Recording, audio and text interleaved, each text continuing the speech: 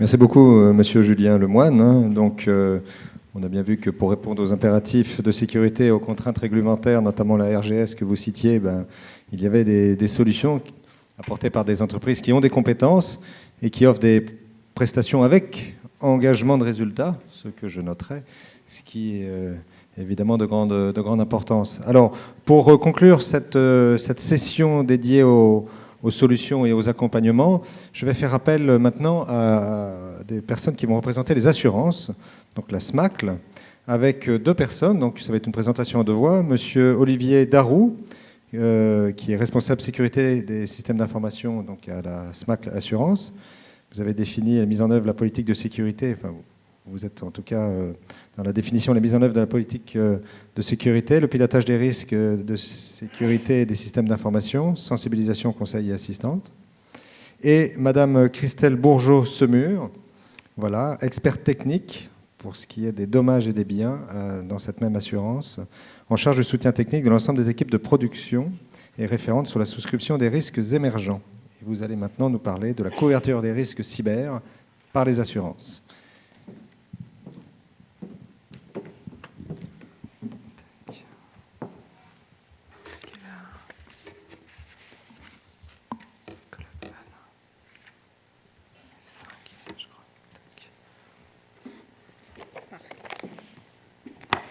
Bonsoir. Pas simple aujourd'hui. On a parlé tout à l'heure de pression anxiogène. L'objectif, quand on nous a contactés pour ce colloque, était de vous rassurer, de vous redonner confiance pour que vous puissiez partir un petit peu plus léger de ce colloque.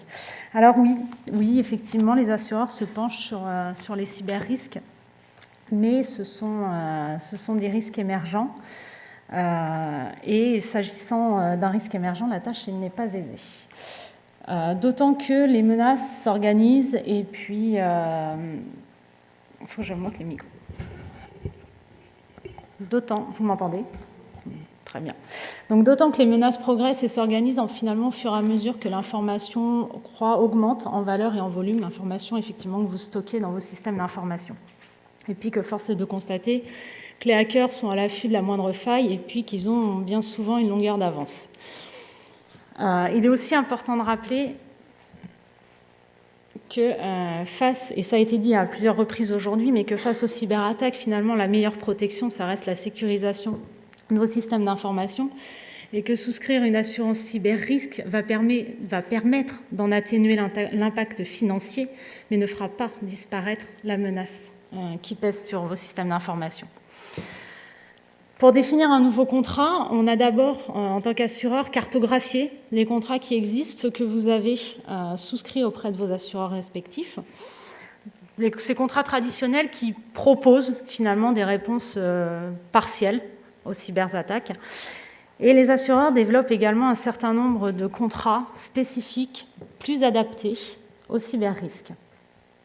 Donc certains contrats d'assurance, dommages notamment, propose une réponse partielle, notamment dans les contrats, dans les volets tout risque informatique. Donc vous garantissez vos biens informatiques, l'ensemble de vos ordinateurs, etc. Vous pouvez avoir une extension des virus informatiques, de la fraude.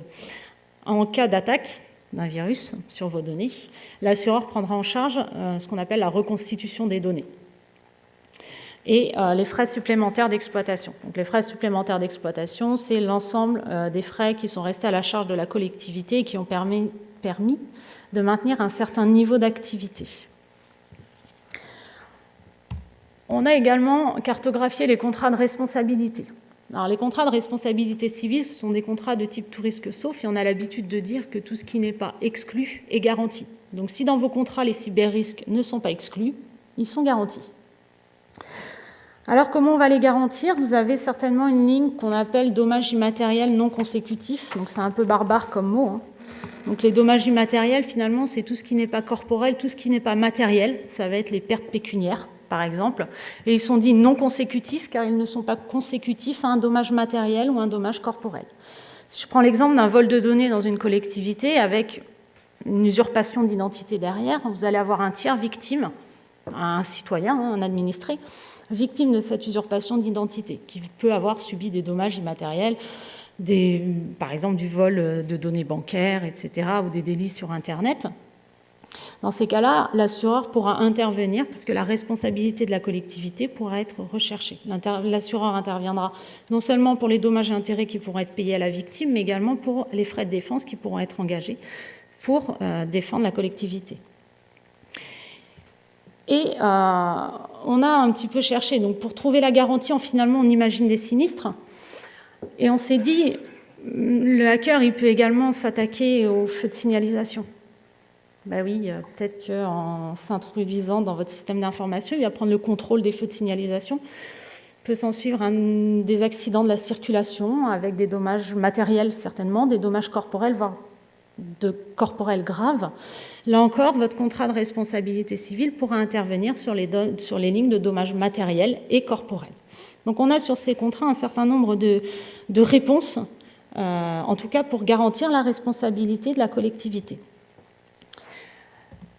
Le dernier contrat qu'on a identifié, c'est le contrat de protection juridique. Donc si vous ne trouvez pas de garantie responsabilité civile, votre contrat de protection juridique pourra, pour le moins, vous couvrir pour vos frais d'avocat et vos frais de défense si vous êtes mis en cause par un tiers pour une réclamation éventuellement, ou dans le cadre d'une enquête administrative, par exemple, pour un défaut de notification.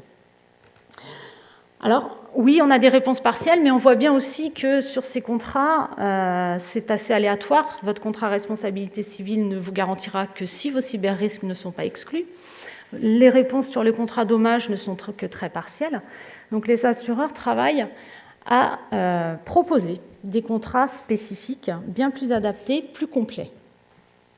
Donc, on va retrouver deux types de contrats.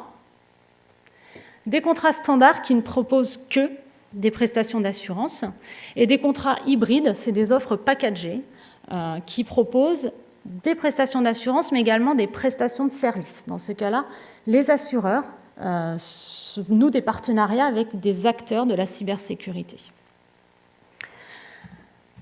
Sur les garanties d'assurance, on va retrouver les garanties de dommages. Elles sont cette fois plus étendues, plus adaptées. Elles ne se limitent plus simplement à la prise en charge des virus informatiques, mais on va avoir finalement l'ensemble des conséquences d'une cyberattaque sur votre système d'information.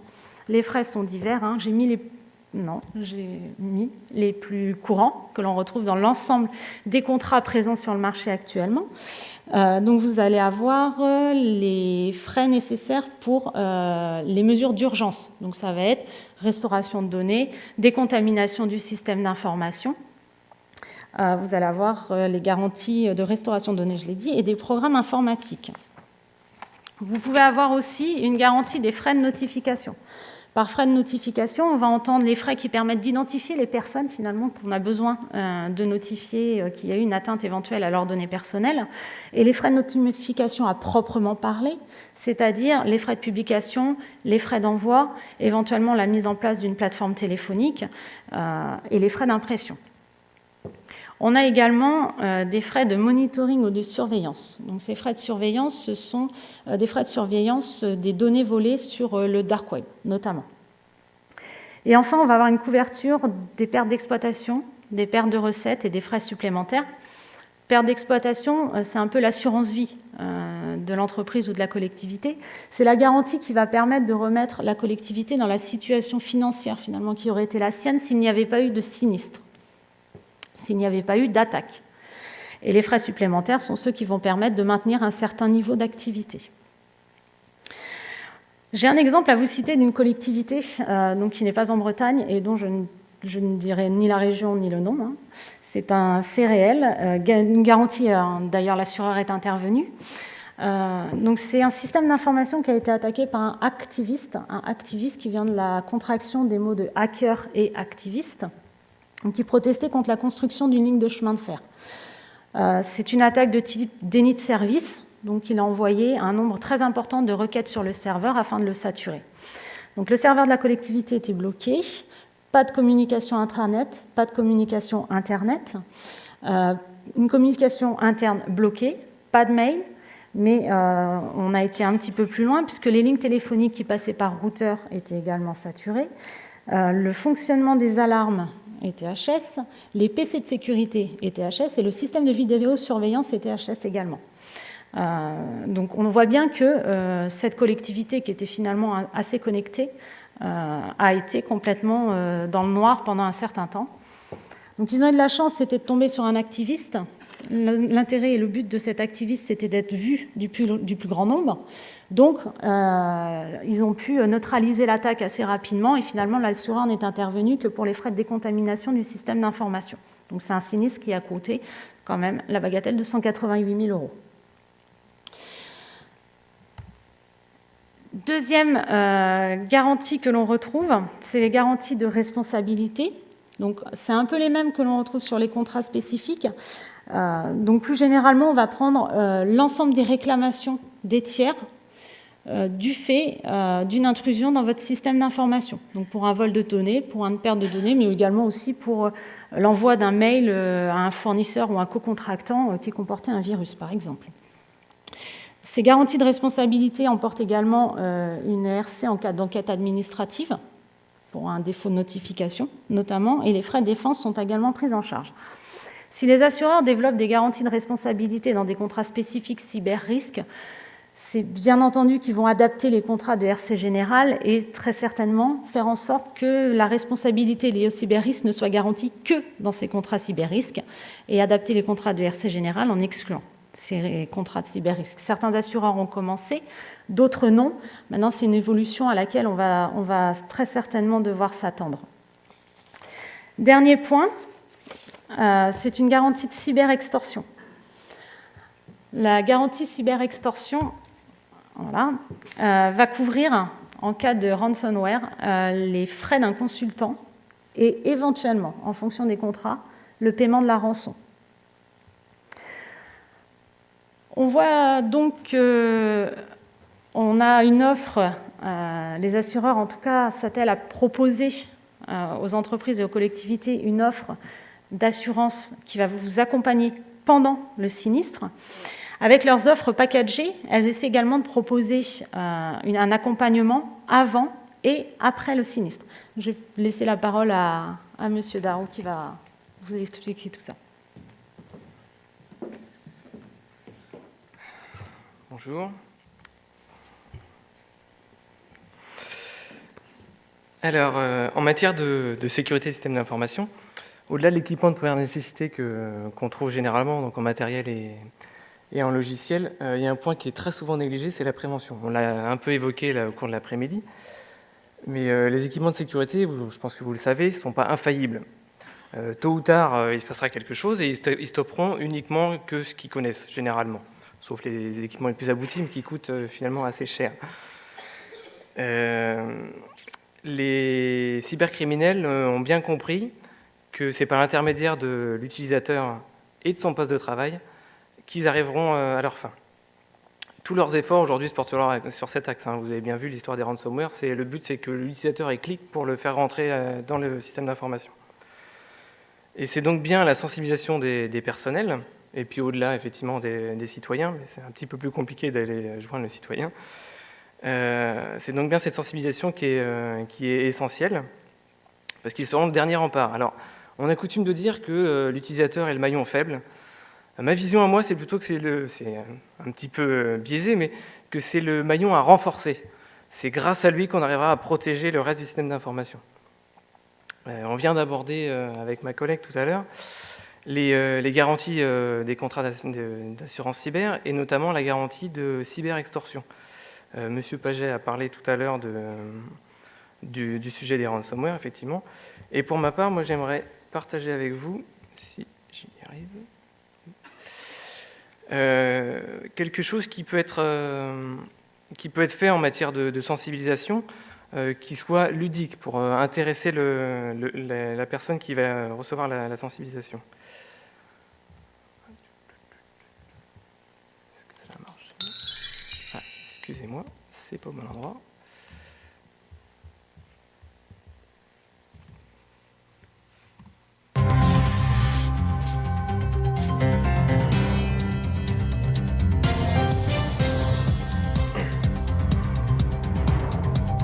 Bonjour bonjour à toutes et à tous. Il est un phénomène qui tend à se répandre de plus en plus en termes de piratage informatique. Il s'agit de ce que l'on appelle le ransomware ou rançongiciel.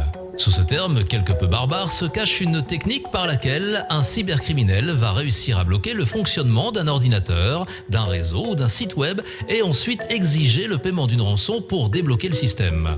Rejoignons notre journaliste Sébastien, actuellement sur le terrain. Sébastien, est-ce que vous nous recevez ? Bonjour Patrice, oui, tout à fait. Je suis ici au sein de la société business.com qui effectue 70% de ses ventes via son site de vente en ligne. Alors il faut le savoir, leur site est complètement bloqué depuis 24 heures maintenant. Des pirates ont crypté la totalité de leur serveur web et demandent une rançon pour débloquer le système.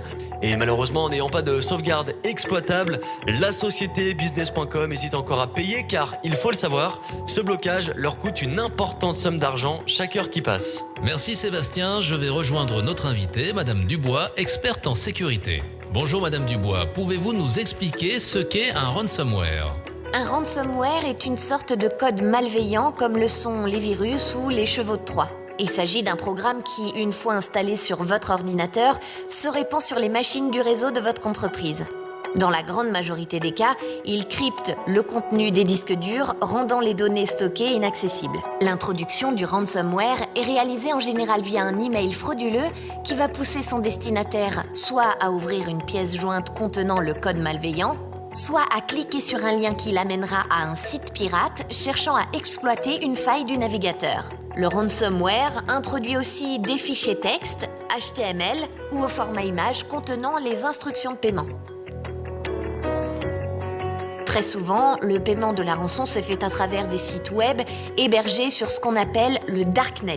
Afin d'éviter d'être victime d'un rançongiciel, il est primordial de respecter les règles indiquées notamment dans le module de sensibilisation sur la messagerie. Voici un rappel de ces règles. Ne pas cliquer sur les liens contenus dans les mails que vous recevez. Si vous avez besoin de ce lien, préférez le recopier dans la barre de navigation de votre navigateur.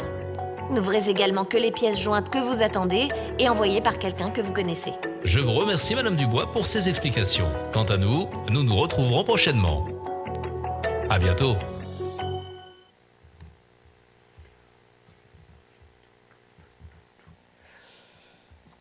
Voilà, donc vous voyez qu'il est possible de faire la sensibilisation avec des moyens agréables et modernes. Et finalement, pas si longtemps que ça, mais la vidéo elle dure 2 minutes 47 et donne le principal pour se prémunir de ce type de risque, du point de vue de l'utilisateur, bien entendu. Après, il y a des équipements de sécurité qui prennent le relais, mais d'un point de vue de l'utilisateur, c'est déjà une bonne chose. Mais mis à part les dispositifs de sensibilisation, les contrats d'assurance cyber comportent généralement des services associés, on vient de le dire, associés aux garanties. Il en existe de 2 types, donc avant sinistre et après. Les deux ont leur importance, il faut bien être conscient de ça. Les premiers diminueront l'impact du sinistre, et qui se produira, soyez-en sûrs, de toute façon, là on l'a dit toute l'après-midi, et les seconds permettront un retour plus rapide à la normale. Donc avant sinistre, vous pouvez avoir plusieurs services qui sont proposés dans les contrats d'assurance. Il y a des services d'analyse de vulnérabilité de vos systèmes d'information et de votre organisation. Donc on parlait tout à l'heure avec M. Lemoine d'audit organisationnel. Et pour vous permettre de combler les failles, ce type de service permet de savoir ce qu'il y a dans votre système. Également des assistances techniques et organisationnelles à l'homologation RGS. Et elles sont suivies dans le temps parce que vous devez régulièrement l'entretenir, ce dispositif. Un autre service qui existe aussi, c'est l'analyse des réseaux souterrains, donc on l'a dit aussi, le darknet, pour détecter les fuites de données, parce que une fois qu'ils ont extraites de vos systèmes, ils cherchent à les revendre. Le but, c'est quand même de gagner de l'argent. Donc vous pouvez être prévenu pour, par exemple, un vol de coordonnées issu du service d'état civil, si c'est en vente sur le marché noir, ou un autre type de risque, c'est par exemple un groupe terroriste qui prépare une attaque sur les sites institutionnels, dont le vôtre. Donc là, l'analyse et la surveillance du darknet vous permettra, via ce type de service, de vous alerter avant que ça se produise. Ou alors, si les données sont déjà en vente, de permettre de trouver des solutions. Il y a également du matériel qui peut être installé dans vos systèmes d'information pour analyser les échanges internes, externes et externes, internes.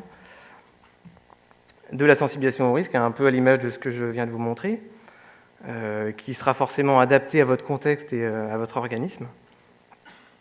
Et des prestations de conseil en sécurisation, là c'est assez classique hein, comme prestation, c'est pour améliorer la sécurité de vos infrastructures. Après sinistre, il y a des services également, parce que lorsque la cyberattaque a atteint sa cible, le principal, c'est quand même la rapidité d'intervention. Plus vous tardez à maîtriser l'hémorragie, parce que des fois c'est une hémorragie, plus les conséquences seront importantes, donc qu'elles soient médiatiques ou techniques. Hein. Médiatiques, il ne faut pas l'oublier. Différents services donc, peuvent vous être rendus, comme les équipes d'assistance en gestion de crise, qui pourront animer des cellules de crise, qui auront anticipé sa constitution préalablement, et qui vont gérer les différentes étapes de la gestion de crise. Également des services de communication de crise. Alors ce point est vraiment important pour éviter de ruiner vos efforts pour limiter les impacts.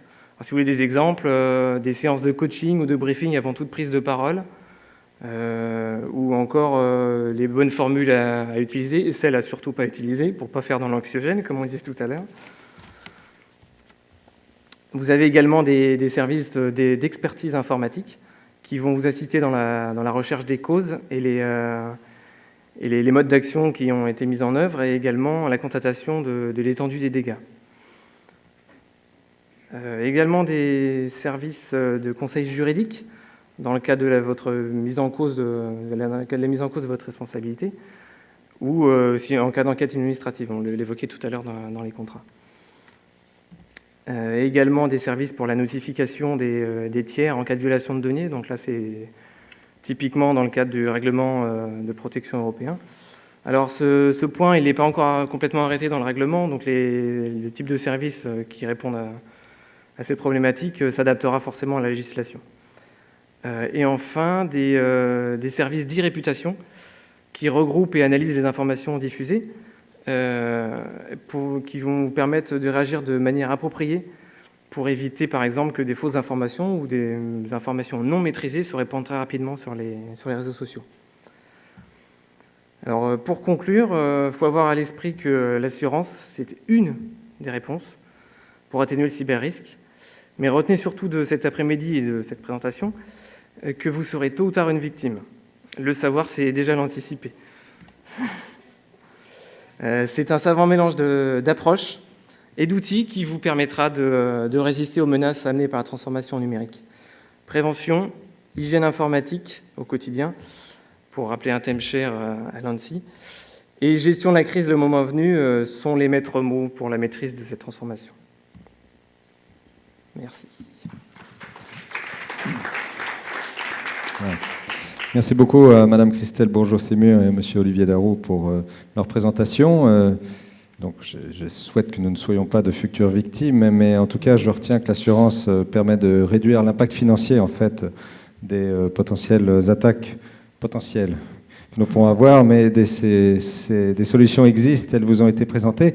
C'est peut-être le moment d'avoir quelques questions pendant les 5 minutes qui viennent.